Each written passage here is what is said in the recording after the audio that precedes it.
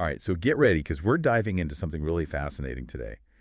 The origins of virtue. We're Yeah. going to explore where these ideas of cooperation and selflessness come from, and not just in us humans either. Right. We're going to be looking at the animal kingdom and even peeking into our very Oh, genes. wow. You sent over some really intriguing excerpts from Matt Ridley's book, The Origins of Virtue. And Yes. I can't wait to unpack this with you. It's a book that really challenges some common assumptions about, why we value things like fairness and generosity. Absolutely. And I think by the end of this, you'll have a whole new perspective on how these values actually shape our world. I think so too. And you know what's so compelling about Ridley's approach is that he weaves together all these different insights from evolutionary biology, Yeah. economics, and game theory to paint this really rich picture of how cooperation emerged and continues to shape our lives today.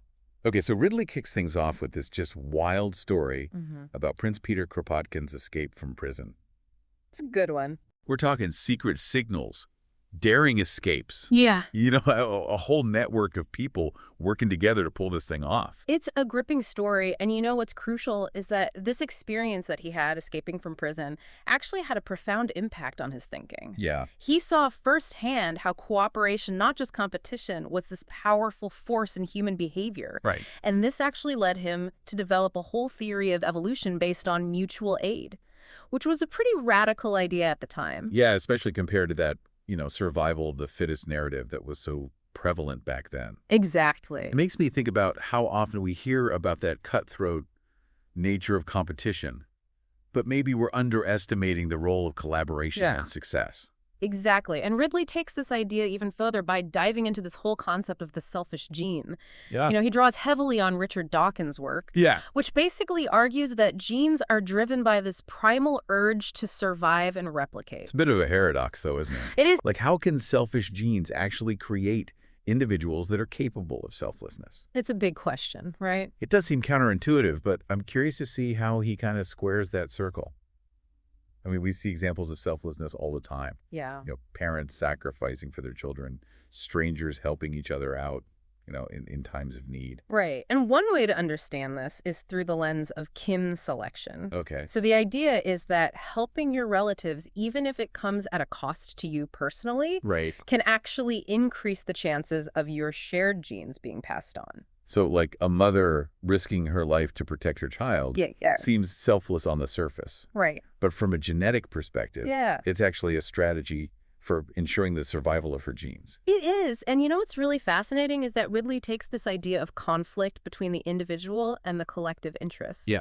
And he shows how it plays out even in the most intimate relationships. Like he highlights the work of David Haig, who points out that even that seemingly harmonious relationship between a mother and her fetus has all these subtle underlying genetic conflicts. Wait, conflict inside the womb? Yeah. That's surprising. Right. I mean, you'd think that their interests would be perfectly aligned. You would think that, wouldn't you? But you have to think about it this way.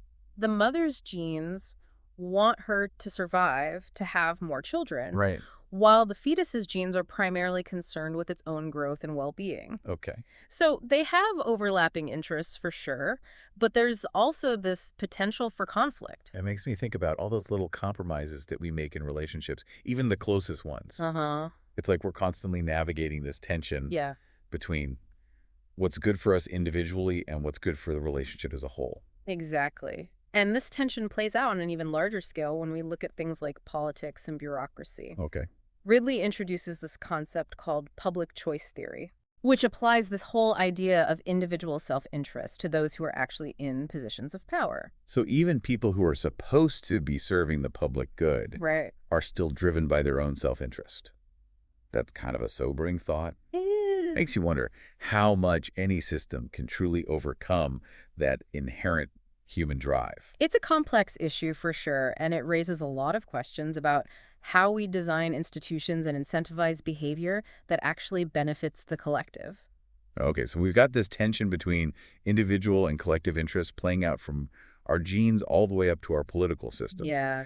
But Ridley doesn't just dwell on the potential for conflict, right? No. He also explores some really inspiring examples of extraordinary cooperation. Yes. He introduces us to the Hutterites, Yes. this communal society known for its strong emphasis on cooperation and just its outright rejection of selfishness. Yeah. The Hutterites are fascinating. They believe in this concept called Gelassenheit, Okay. which is basically this idea of them surrendering your individual will to the greater good of the community. That's pretty intense. It is. They take teamwork to a whole new level. You know, they share all their resources and work together for the benefit of everyone. It sounds almost like a utopia. Right. This community where everyone is working towards a common goal Yeah. and selfishness is like totally frowned upon. Right. It is a remarkable example of cooperation in action. But even they do. had these rules and mechanisms in place Yes. to discourage self-serving behavior.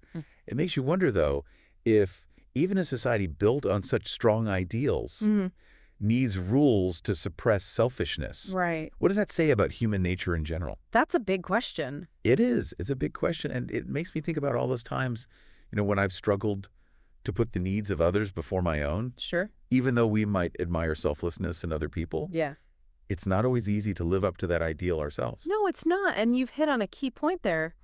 Ridley talks about this paradox. We might preach the virtues of selflessness, Right. but we don't always expect it from ourselves. Yeah. Or those closest to us. It's like we want others to be altruistic, but, we reserve the right to be a bit more self-serving Yeah. when it suits us. It's like that saying, do as I say, not as I do. Exactly. But if we're all hardwired for at least some degree of self-interest, how do we ever achieve that large-scale cooperation? Right. Ridley compares human societies to ant colonies and beehives, Yeah. highlighting this key difference that I think sheds some light on this. So what's fascinating here is that unlike ants or bees, human societies rely on specialization Okay. to a degree not seen in most other social animals. Okay. We become experts in different areas, which allows for greater productivity and complexity. Okay. It's this division of labor that Yeah. makes large-scale cooperation possible. So it's not just about everyone doing the same thing. It's about each of us Right. playing to our strengths and contributing in these really unique ways. Exactly. And Ridley even dives into the division of labor between the sexes Yeah. in hunter-gatherer societies, and it's not as simple as we might think. Oh, really? He argues that this division likely arose as an efficient economic strategy, with men specializing in hunting larger game Okay. and women focusing on gathering more predictable food sources. That makes sense. And what's really important is that he suggests it wasn't solely based on biological differences, but rather on maximizing the group's chances of survival. Right. So again, we see this theme of cooperation as a driving force. Right. It's about working together to achieve something greater than you could on your own. Absolutely. Okay, we'll come back to this after the break. All right. Okay, so we've got these early humans. They're figuring out how to specialize, how to work together, and how to secure a more reliable food supply. Right. This brings us to a concept that Ridley argues was just absolutely fundamental to the development of human society, food sharing. Yes. And he's not just talking about, polite dinner party etiquette here. This is about survival, Right. about building trust and expanding social circles beyond just your immediate family. It's really fascinating to think about how something as simple as sharing food could have such profound social implications. Yeah.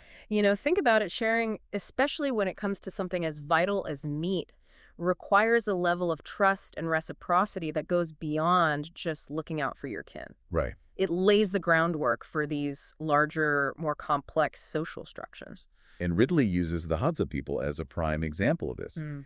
They're incredibly generous with their food, even sharing with those who aren't directly related to them. It's true. It really makes you question that whole, humans are inherently selfish idea, doesn't it? It does challenge that assumption, and their generosity has actually sparked a lot of debate among anthropologists. Oh, yeah. Some argue that it's all about ensuring reciprocity you share today, knowing that you might be on the receiving end tomorrow. Okay, yeah, that makes sense. Others see it as a form of social signaling, a way of demonstrating your skill as a hunter and earning prestige within the group. It's like a built-in system of social insurance. It is. And it's fascinating to think that this kind of generosity might have been a key ingredient in the recipe for human social evolution.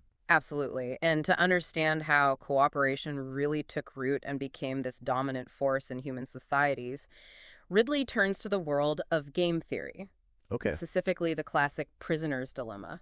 Okay, game theory time. I've always found this stuff really intriguing, but I admit I sometimes get lost in the abstractness of it all. Well, the prisoner's dilemma is a great way to understand how cooperation can actually emerge, even in situations where self-interest seems to dictate the opposite. Okay. So imagine you have two individuals who are unable to communicate with each other. Right. They each have to choose between cooperating or betraying the other. Okay. The catch is this: betraying your partner always yields a slightly better outcome for you individually, regardless of what they do. So if you're purely looking out for number one, the logical choice is always to betray, right? You would think so, right? But wouldn't that lead to a situation where everyone ends up worse off in the long run? You'd think so, but what's remarkable is that when this game is played repeatedly, a surprisingly simple strategy called tit for tat emerges as a way to actually promote cooperation. Tit for tat that has a nice ring to it, almost like a playground rule. It does. How does it work? Exactly. It's incredibly straightforward. You start by cooperating, and then in each subsequent round, you simply mirror your opponent's previous move. Yep.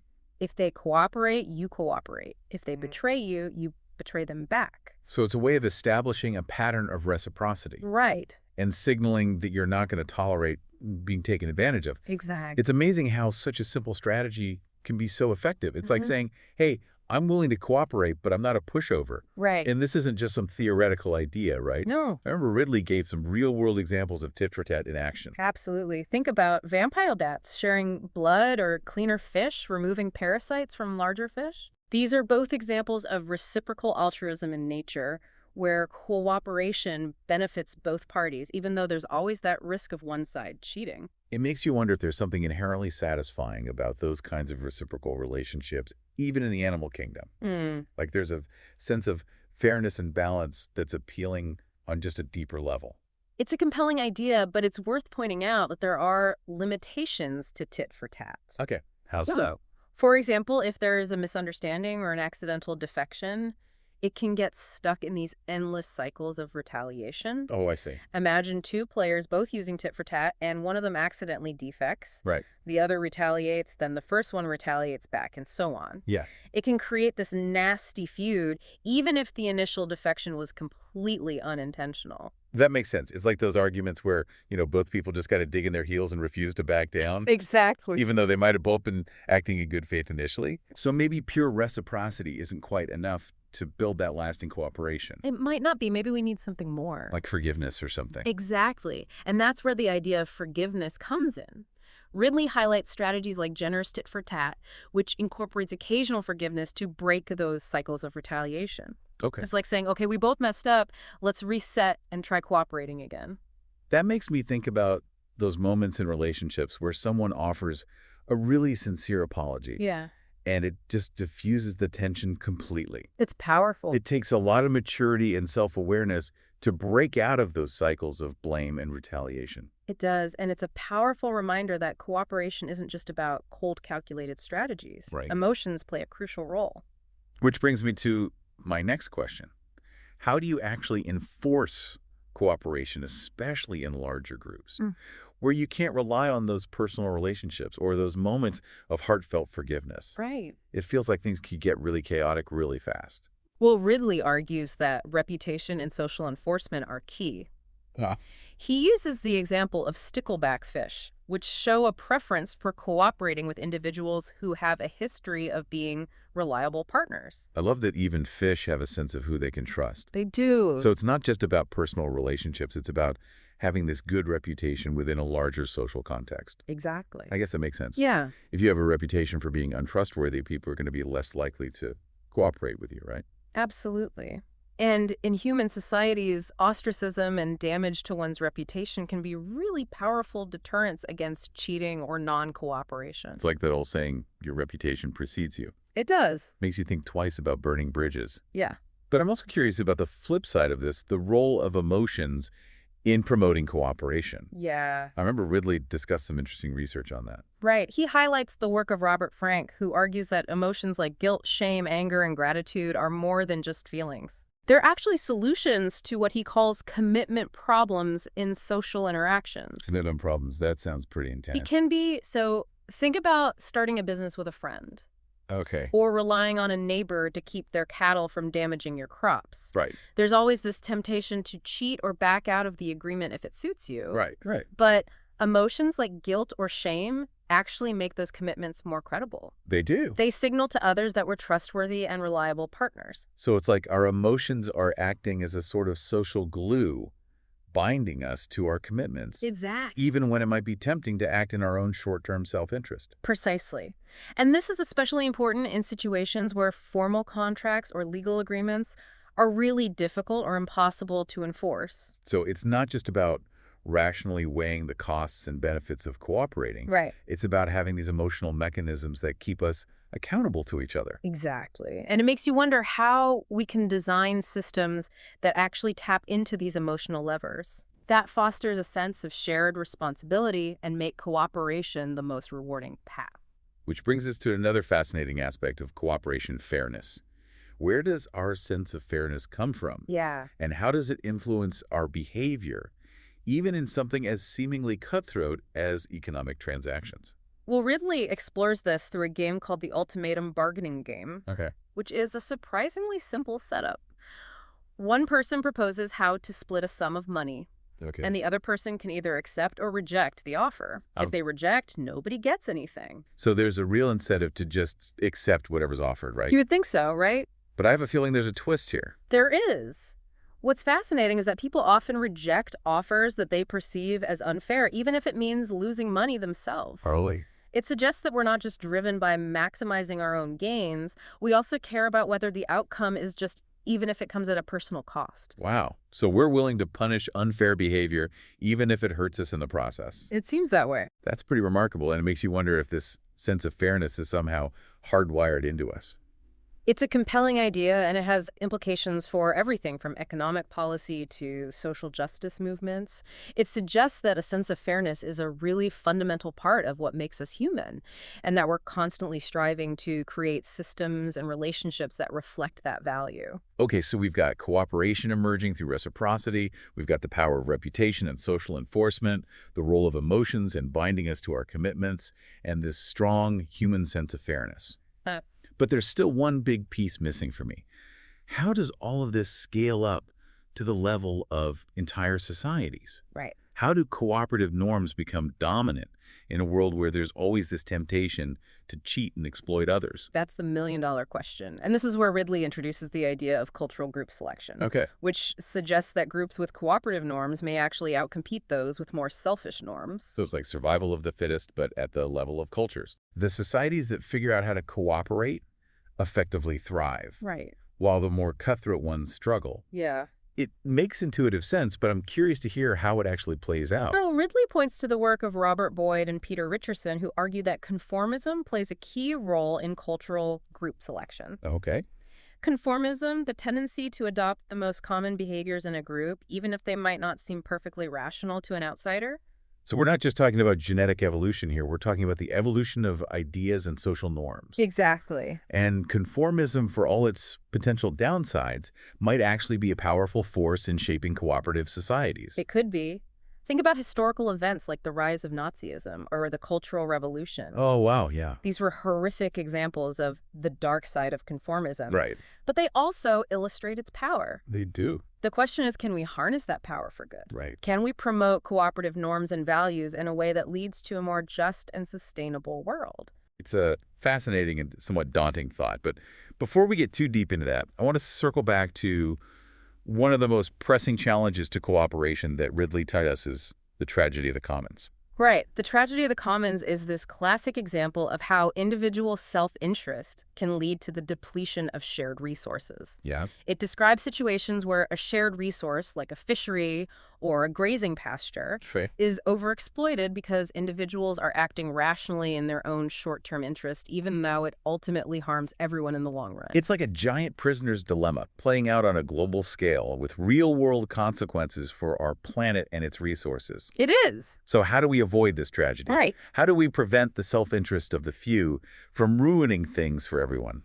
Well, Ridley argues that the solution lies in establishing clear property rights, whether communal or individual. Okay. When people have a stake in preserving a resource for the future because they directly benefit from its sustainable use, they're more likely to act responsibly. It makes sense. If you own something, you're more likely to take care of it. Right. But how does that work with things like the atmosphere or the ocean? You can't exactly draw property lines on those. That's where things get more complex. But Ridley provides some compelling examples of how even informal property rights systems can work. Okay. He talks about the Maine lobster fishery, where fishermen have developed their own set of rules and norms Oh, interesting. to manage the resource sustainably, even without heavy-handed government regulation. So it's about finding ways to create a sense of ownership and responsibility, even for resources that don't lend themselves to those traditional property rights. Precisely, and it highlights the ingenuity and adaptability of human societies when faced with challenges to collective well-being. It's a hopeful reminder that we're not just passive victims of circumstance. We're not. We have the capacity to find creative solutions to these really complex problems. We do. It's hopeful. Absolutely. And in the final part of our deep dive, we'll explore some of those solutions in more detail. We'll look at the power of trade, the benefits of specialization, and the surprising ways in which even seemingly selfish acts can contribute to the greater good. Stay tuned, folks, because this conversation is just getting started. Welcome back to the final part of our deep dive into the origins of virtue. We've covered a lot of ground, everything from those building blocks of cooperation in our genes, Yeah. all the way up to the complexities of human morality and challenges like that. Tragedy of the commons. That's a lot. But I'm really excited about this part because I want to kind of bring it all home. Okay. How can we use these insights from Ridley to actually create a better world? Right. I mean, we've established that cooperation is this incredibly powerful force, but things feel so competitive these days, Yeah, they do. How do we actually encourage more of that virtuous behavior? Right. Especially when it seems like there are so many incentives to be, well, less than virtuous. Well, it's a great question, and I don't think it's about erasing self-interest altogether. It's more about understanding that often the best way to serve our own needs Yeah. is by working with others, not against them. Right. Remember that idea of comparative advantage that we Yeah. talked about? Yeah. Everyone brings something unique to the table. Right. And trade allows us to specialize, to really hone our skills, and ultimately create more value together Yeah. than we ever could alone. So embracing trade, encouraging people to, become experts in their fields and really building systems that support that fair exchange. Right. Those are all key steps towards a more cooperative society. I think so. But, when I look around at the state of the world today, Yeah. climate change, resource depletion, Hmm. political polarization, Yeah. these issues feel so massive. They are. Sometimes it's hard to even imagine how we can possibly tackle them. You're right, the stakes are incredibly high, but this is where I think Ridley's insights actually offer us some real hope. Remember that whole concept of cultural group selection? If groups with cooperative norms are the ones that tend to outcompete those more selfish groups, shouldn't we be focusing on fostering those norms on a global scale? It's like we need to spread that cooperation meme, Yep. and make it the dominant cultural force. Yeah. But how do we do that? How do we counter all those other narratives out there that seem to be pushing fear and division and short-term thinking? It's a huge challenge, but I think Ridley reminds us that human nature isn't set in stone. Oh. We have this incredible capacity to learn, Yeah, to adapt, to evolve our understanding of morality. right. And I think part of that evolution is about consciously choosing which stories we embrace, which narratives we amplify. So it's not enough to just, sit back and hope for some grand cultural shift. Right. We had to be active participants in shaping that shift. Yeah. Making choices in our daily lives that align with the kind of world we want to see. Exactly. But I think a lot of people listening might be wondering, okay, what can I do right now to bring more cooperation into my own life? That's a good question. What are some practical steps? Well, I think it starts with those small, everyday acts of kindness, generosity, and trust. Okay. Remember the Hadza people and their incredible generosity with food? Yes. They don't need elaborate social contracts to motivate sharing. It's just part of their culture. Yeah. We can cultivate that same spirit in our own interactions, whether it's helping a neighbor, Right. volunteering in our community, or just offering a kind word to a stranger. Those small gestures can absolutely have a ripple effect. But what about those bigger systemic changes? What can Yep. we do to really foster cooperation at the level of institutions and governments? That's where things get a little trickier, but I think Ridley suggests that instead of trying to design systems that eliminate self-interest entirely, we Okay. should focus on creating systems where cooperation is actually the most rewarding strategy. So aligning incentives, finding those win-win situations where cooperation benefits everyone involved. Exactly. That might mean establishing clear property rights for shared resources like fisheries or forests.